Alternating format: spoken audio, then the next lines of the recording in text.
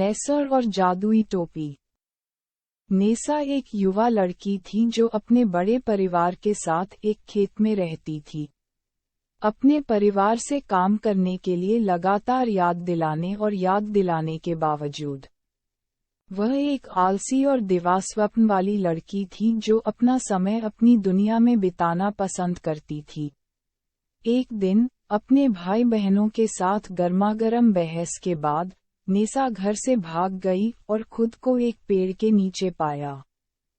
थका हुआ और निराश जब वह वहां लेटी थी, उसने अचानक देखा कि एक टोपी पेड़ से गिर रही है।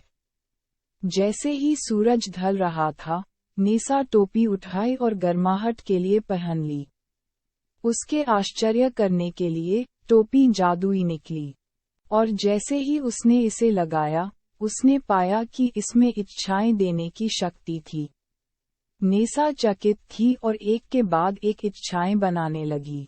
उसने एक बड़ी कामना की, घर, महंगे कपड़े और वह सब कुछ जो उसने कभी पाने का सपना देखा था। जल्द ही नेसा अपने परिवार के खेत में लौट आई, लेकिन इस बार वह पास के एक भव्य घर में रह रही थी। अपनी नई दौलत का इजहार कर रही थी और अपनी सफलता से अपने भाई और बहनों को खुश कर रही थी। हालांकि नेसा को जल्द ही एहसास हो गया कि उसकी जादुई टोपी बड़ी जिम्मेदारियों के साथ आई है। उसने पाया कि भूमि और उसके लोग खतरे में थे, और वह अकेली थी जो उन्हें बचा सकती थी।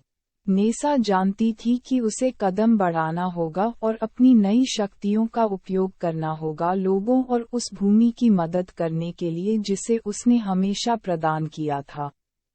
उद्देश्य की अपनी नई समझ के साथ, नेसा ने चीजों को सही करने के लिए अपनी जादुई टोपी की शक्ति का उपयोग करते हुए अपनी भूमि और इसके लोगों को बचाने के लिए निकल पड़ी।